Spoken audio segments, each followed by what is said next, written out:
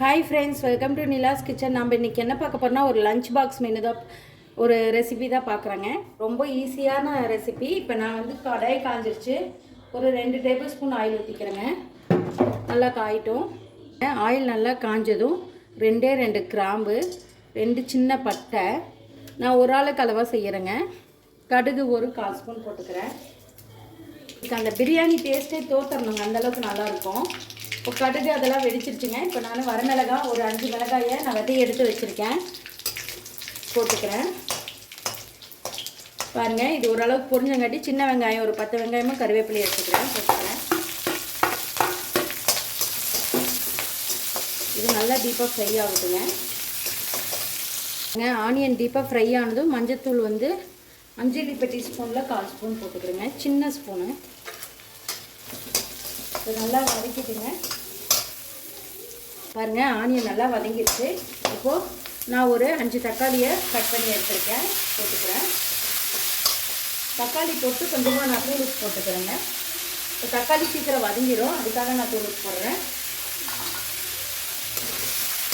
இது நல்லா வதக்கலாங்க. ஒரு 5 நிமிஷம் நல்லா ஃப்ரை ஆகட்டும். எந்த தண்ணியுமே ஊற்றக்கூடாது. தக்காளி இந்த ஆயிலே நல்லா டீப்பாக ஃப்ரை ஆகணும்.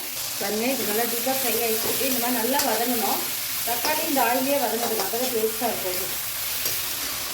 பாருங்கள், தக்காளி இந்த அளவுக்கு நல்லா குழையணும். குழையிற அளவுக்கு நல்லா டீப்பாக ஃப்ரை பண்ணிவிட்டு இப்போ இந்த ஆயிலேயே நல்ல கலர் சேஞ்ச் ஆகி வருங்க தக்காளி. அதளவுக்கு ஃப்ரை பண்ணிக்கோங்க. இன்னும் தொக்கு பக்குவத்துக்கு வரணுங்க. தக்காளி நல்லா வதங்கி கிரேவி பக்குவத்துக்கு வந்துருச்சுங்க. இப்போ நம்ம எடுத்து வச்சுருக்க ரைஸ் போட்டுக்கலாம். நான் வந்து ஒரு 1/2 டம்ளர் ரைஸு டிஃபன் பாக்ஸுக்கு போட்டு வச்சுருக்கேங்க.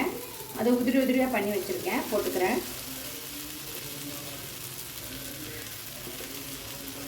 நீங்கள் அந்த பட்டை கிராம்பு போடுறதுனால நமக்கு சூப்பராக மணமாக இருக்குங்க.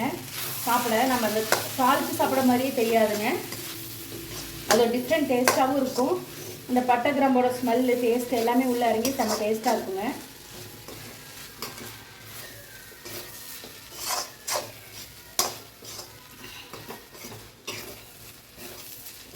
அவ்வளோதாங்க, சூப்பரான ஒரு லஞ்ச் பாக்ஸ் ரெசிபி ரெடி ஆயிடுச்சு. தக்காளி பிரியாணின்னு கூட நீங்கள் சொன்னாலும் நம்புவாங்க, அந்த அளவுக்கு அந்த மனம் அப்படியே இருக்குங்க.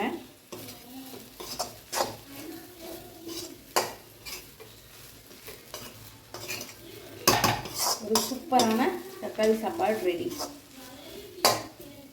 கண்டிப்பாக நீங்களும் இந்த மாதிரி ட்ரை பண்ணுங்கள். ட்ரை பண்ணி பார்த்துட்டு கமெண்ட் பண்ணுங்கள்.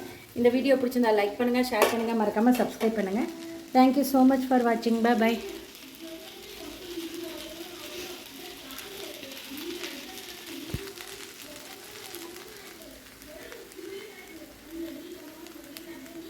அருமையான ஒரு தக்காளி சாப்பாடு ரெடிங்க.